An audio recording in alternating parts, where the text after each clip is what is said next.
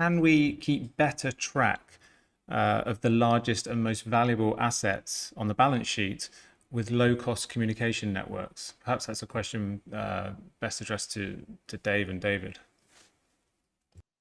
Sure, I can start it off.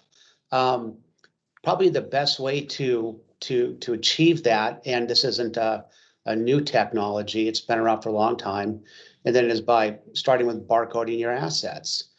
Because when you barcode an asset, you now have tremendous traceability and insight. Okay, so and you couple that then with a smartphone, so that as you're moving that cylinder throughout the process, as I mentioned before, from filling to loading it on the the dock to the truck to the customer, you're creating a digital footprint of where it's been, how long it's been in that state, and where did it go next. Okay, so that is just a foolproof way of having tremendous insight into not just cylinder management, but also cylinder intelligence.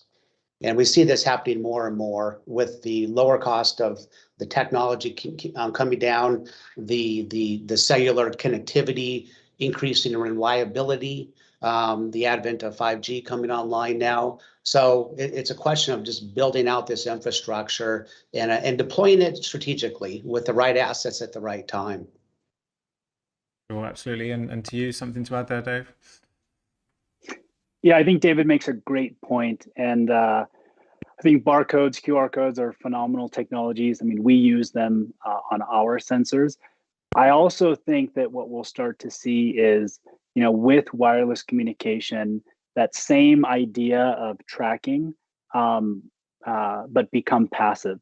And so, we are working with some customers now to automatically track the movement of cylinders from the fill plant to the truck to the customer, where that, you can transfer custody, you can have all the timestamps of exactly when something has changed hands. And so I think that as things become lower and lower cost, it'll make sense to put some type of passive tracker, in the valve of a cylinder that'll be able to both quantify how much gas is in the cylinder, but then also serve as a tracking device. And so, I'm a huge fan of sharing data. I think that, data shouldn't be siloed. And so that same data, that same workflow, the same way that you use barcodes now to track, I think you'll be able to use this type of data. So this type of data would flow into your ERP and management systems, like TEMS.